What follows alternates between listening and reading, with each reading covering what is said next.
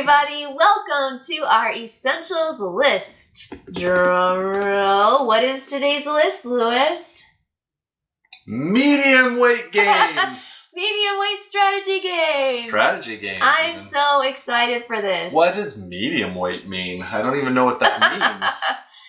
So, I think we've divided strategy games into light, medium, and heavy to differentiate the amount of time and complexity. Oh, so it's not the weight of the game itself? It's not the actual weight of the box. Oh dear, this list is going to be...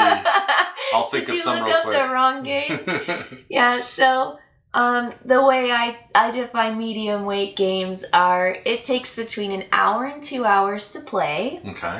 And the complexity is medium. So it's not super easy to learn. Right. It takes a few minutes to, have the game taught to you, like 10 or 15 minutes. Yeah, and the kinds of mechanics used are just, you understand what they are because you've played with them before. So in medium level, and I'd say even heavy, there's a combination of mechanics, and there's not like this easy explanation in the beginning. It's just like, we all know what these mechanics are. So if it's card drafting, there's not really much. It's just draft cards. You just all know what to do. So I think these games... But if you're brand new to gaming, these games might be a little... Maybe difficult a little bit too early much. on. Yeah. But nothing... You can get there, but you probably want somebody at the table who's played it before. Yeah, and then it's going to help you and teach it to you. And of course, these games are easily learned through tutorial videos too, sure. I would say. Okay, so Lewis, why don't you get started with your first Essentials medium weight game? So my first choice is a game that I think is often forgotten or just doesn't show up on a lot of lists, and I think it's underrated. I think this is a great game. It's called Royals. Ooh. And this is the kind of game that if you're going to introduce maybe newer players, players that are newer to board gaming, to a medium level game, I think this is a great first step into that realm. It's simple enough that you can kind of transition into that space, but there's a lot going on that can make it a medium game, and it takes an hour and a half to play. In Royals, you gather cards of different colors, and then you can play them to take control of different areas around Europe and try to influence the different royals that are in these different spaces. Mm-hmm. So you want to have, there's an area control thing happening on the map. There's also a control of the different levels of royals happening. And then there's gathering the cards and trying to get, and there's these intrigue cards that allow you to kind of play some dirty tricks on each other. There's a little bit of take that with the intrigue, but it's not so bad, and it's kind of understood. Well, I think that take that, not really, I wouldn't consider it. It's just that there's a high player interaction. Yeah. So when you take over a certain space and someone's already there, you kick them out. Right. And they don't get fully kicked out. Like they go to this little space, but they lose the control. But they didn't lose the initial control of the particular royal, the separate section. So it's the kind of interaction where it doesn't hurt that bad. It doesn't hurt that bad. Right. Like, we're not the biggest, interactive, gameplay, confrontation games, but Royals does it, and it does it really well. I think so. Yeah. And it's a game that every time we pull it out, and we've pulled it out throughout the years, and we'll kind of forget about it for a few months and say, hey, let's try Royals, and we'll pull it out, and we'll just have so much fun, and go, wow, this is a good game. And so that was one I really wanted to mention. Lewis won by 1 point to a 2-second place tie 1 point later this last game. It was so close. It was pretty close. It was really good, and it's loads of fun. You're right that it's just that step up into medium weight that, you've got a lot going on, but the game is so clear and it's so well designed that it's easy to play and easy to get into. Yes. Yeah. What's your first medium weight strategy game? I don't know. Let me check. Okay.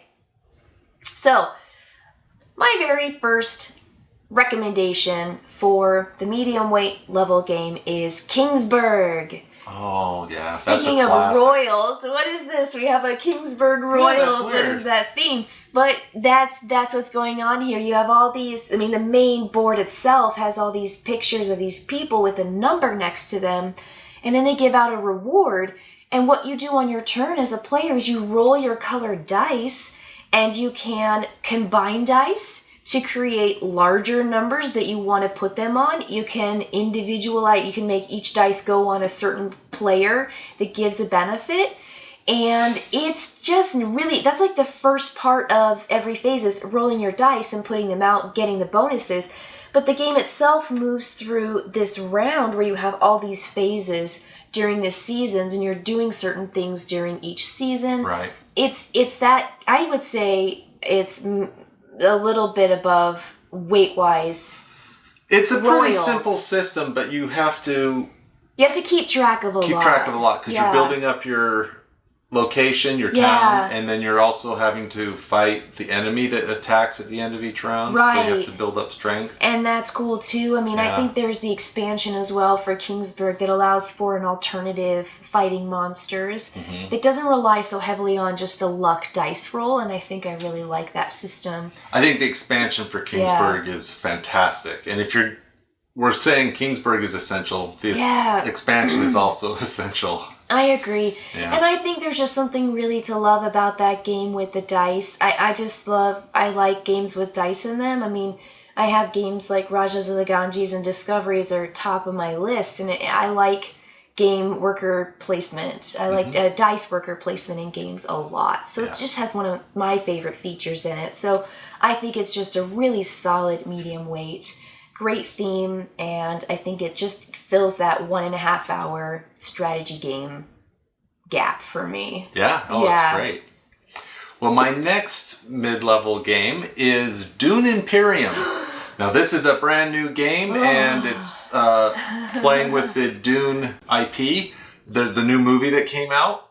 And it's a deck building game and worker placement where you're trying to control areas and so forth. It's really got a few things going on. Never too difficult, but there's enough going on that it'll kind of work your mind. It will. And because of the deck building aspect, based on the cards you buy, you can kind of go down different strategies where you can be really warlike and combative, or you can work with the various guilds on the side.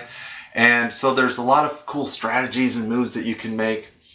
Just a very smooth, slick game. It's clearly the result of, I think, years of game design. And when they made Dune Imperium, they said, let's take all the best things from 10 different games and put them into one, and it'll just run smoothly. And it really does. Yeah, and there's a really fascinating combat feature at the end of every round that you don't know the outcome of until the final outcome. And I think that unpredictability adds to your strategy. Yeah. And there are really cool, are those intrigue cards too? Yeah, they have intrigue. Oh, Lewis's games all have intrigue. I think I'm seeing a theme here. Yeah, if I had a mustache, I would twist it. But those intrigue cards are really, really great in the game. And like Lewis said, you really find yourself selecting cards that give you bonuses, but also take you down a particular path. And you have to be really careful because the cards you play take you to certain places on the board, too. Right. It's not just that they give you other things. Such a good idea, right? Like they have an action that you can do something cool, or you can use it to send your people to different places. So you have to think on two levels when you purchase a card for your deck. It's really good. Oh, Dune Imperium is fantastic. And I don't know anything about Dune. Well, we saw the movie. We saw the movie, and now I know a little bit more about the characters and the different factions. Yeah. But yeah, it's just really, really great. And they paired it with some wonderful IP, and it really comes to life. I think so. Yeah. So what's your next game? I don't know.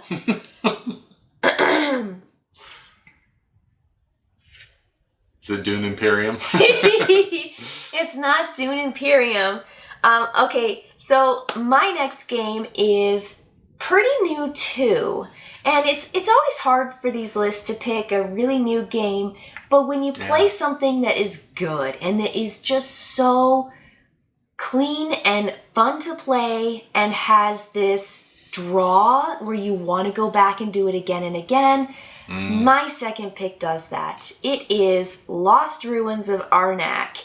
Now, I'm not like, breaking, like blowing anyone's mind away here by picking the winner, the Game of the Year winner, yeah. But it is a perfect game. It's just so good and clever and fun and really thematic. There's multiple things that you're keeping track of. One is that you've got these little explorers and they're going out into the jungle area and they're exploring and finding really cool stuff and encountering creatures and monsters that they can fight or flee from, which I appreciate the flee option in case you can't fight them, and it's not too bad. There's this exploration track on the side where you, or I guess like a scientific track, right? Right. Where you just keep track of these 2 tokens that you have, and they give you bonuses at thresholds, but they also give you bonuses when you go on certain places. And you want to get really high on that track because the more and more you do over there, the better you are. You have cards that you're pulling and you're adding to your hand because guess what? Deck building.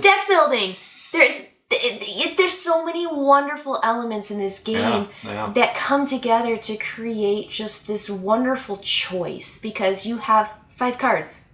Your turn. Yeah. There are 5 rounds in the game. And you get 1 turn and you have 5 cards. That's a game where you want to be as efficient as possible. And there's always that turn where you're like, I take 2 of these done, and you feel so bad. You're like, did I do the best I could? But there are 5 rounds. I think there's 5 big rounds, right? 5 big rounds. Okay. Yeah, but you play through your cards. It's great. And the way the cards work, when you add them, you never shuffle your whole deck together. You only shuffle the ones you just used, and then you put those under your deck again. Just some really, really fun features to this game that make it work so well. Yeah. I just really, really enjoy that. Yeah, that's great. Well, for my number 1, I thought about doing something out of the box or whatever. And I think to most people this answer is, but if you know me, I just had to go to my favorite game, Ethnos. I love Ethnos so much. I think that there's a lot going on. There's area control. There's collecting cards and building tribes. There's a marketplace where, if you build a tribe, all the rest of the cards in your hand have to go into the market so other people can pick up the cards you've been collecting. And it's straightforward, but there is a lot of strategy in this little game. Yeah. And then the reason it really flies, above the fact that it's just a really good game, is each game you can use different factions. And so you have 8 or 9 factions to choose from, and you use just a couple of them, a few of them. And so every game's going to feel different because of the mix of the factions that you are playing with. And so you're always having to adjust your strategy. As soon as you look at the setup and you realize what factions are out, you're like, okay, how am I going to play the game this time as opposed to the last time? What strategies am I going to have to shift and change? And I just love it. Each of the factions function so radically differently, but they all work together in this crazy weird way. I don't know how they balanced out those factions and their special abilities, right? But they're incredibly dynamic and interesting. So whatever the combination is, you're going to have a great game. I've never had a bad game of Ethnos. Me either. And I will add one last thing. It's from 2 to 6 players is what it says on the board. Yeah. And I've played it with 6, and it's a little bit longer. You want to make sure that everyone with 6 knows what they're doing. With 5, you can kind of start calming down. It's good with 6. It's good with 5. But it's surprisingly great with 2. I would never expect a game that's about area control and everything to work with 2 players. But we have played games, and when you get to know it, we could play a game in 20 minutes. We're just so fast. Well, the thing about a 2 to 3 player game, though, is you only play 2 out of the 3 rounds. If you play with 4, 5, or 6 players, you play 3 full rounds. That's what makes the game longer with more players. And so when you're playing a 2 to 3 player game, you don't get that 3rd round, which, I mean, like, I want to play even more Ethnos always, but that might be why we can play it so quickly. Yes, that is why. Yeah. But it's my favorite. I love Ethnos. Yeah. And remember, the first time I played it, I gave it an 8 out of 10. It just gets better with age. So if you're not sure, if I buy this game, it's not very pretty, is it going to be fun? And then you play it once and you're disappointed, keep playing it. I'm serious. Give it 5 or 7 tries. It just gets better each time. And I think it's because there's so much going on that it starts to open up and you realize, oh wow, there's a lot more in this box than I at first thought. And turns go pretty fast. That's the great thing about Ethnos is you either draw a card or you play a group down. Yeah, if on your turn you draw, this is your turn. Go. I'm done. Yeah, it's really nice. So what's your best choice? My number one suggestion for medium weight game is Great Western Trail. Oh, again with Westerns. You love Western games. Maybe I do. I guess for me, the Western feel in Great Western Trail is not as strong as Western Legends by any stretch. I don't feel I'm having a rip-roaring Western experience in Great Western Trail. What I do like about it is the fact that you are managing your cards. You have your own player area with advancements that you get to select. Mm-hmm. Everyone else gets their own choices and their own directions they want to essentially pay for and reveal these bonuses. And you are collecting workers in 3 different types that help you in 3 different ways. So you've got the engineers, you've got the cowboys, and then you've got the other guys. There's 3. The train workers. Are those the engineers? They help you. Oh, yeah. Engineers, cowboys, builders. They help you build the houses. Yes. And so you've also got these houses that you're laying down in this giant board. And the game is a rondelle, oddly enough. I think it's just fascinating. You always are moving up to Kansas City, selling your cattle, going back down. And you can choose how far, how fast, where you want to go. There's all these different diverging paths that all lead up to Kansas City. But on your turn, you're moving up to 3 spaces for your standard move unless you reveal the bonuses on your board that says you can move 4 or 5 spaces on your turn and you can move faster. But you're also going through treacherous land. You are developing your own buildings. You're trying to get on the railroad track on the top and sell it further and further places to get more and more victory points. You're collecting and buying an investment in cattle and the different variety of cards, which is important. It's vital when you sell at Kansas City because you can only sell 1 of each type of cattle. This game is just... There's a lot. There's a lot there. I feel like, maybe Lost Ruins and Great Western Trail are right about the same with a little bit heavier medium weight. But I love it. Give me a juicy... Where Royals is right at the light side of medium... Great Western Trail's on the heavy side of medium. It takes longer. I'd say, well, maybe it's because we play and it's me and maybe I take a little bit longer, but I haven't had a game. It hasn't gone past 2 hours, but I'm right there. But I'm right there at the 2 hour. I can't knock out a game of Great Western Trail in 1 hour. No chance. So, spend a little bit more time with that game. But for me, that's just Well, and it's a great game. To tell you how much we love Great Western Trail, we bought Great Western Trail. We got the expansion for Great Western Trail. And then this year, the 2nd edition of Great Western Trail came out with very few changes. But I bought it anyway, just because I love it so much. I need to see what little things have changed. We do love Great Western Trail. Yeah. It's good stuff. Well, that's our list. Well, that's it, I guess. You started. So thank you for joining me yet again for another Essentials list. I really, we live here together. We play the same games, but I think it's really fun when we make a list like this. We always come up with our ideas separate, come together, and it's just so delightful to hear the games that really rise to the top for Lewis and that really rise to the top for me. Sometimes there's a crossover, sometimes there's not. But I always appreciate the games that he brings and shares because I like them too, a lot. Yeah, your games are great as well. So, I hope you have a good time out there checking out some of our suggestions for the Essentials medium weight strategy games. Jump into a nice juicy game with a couple friends today and you won't regret it. All right, we'll catch you next time. See ya! Bye! Go! My favorite thing. My favorite thing. Gathering cards that are certain colors.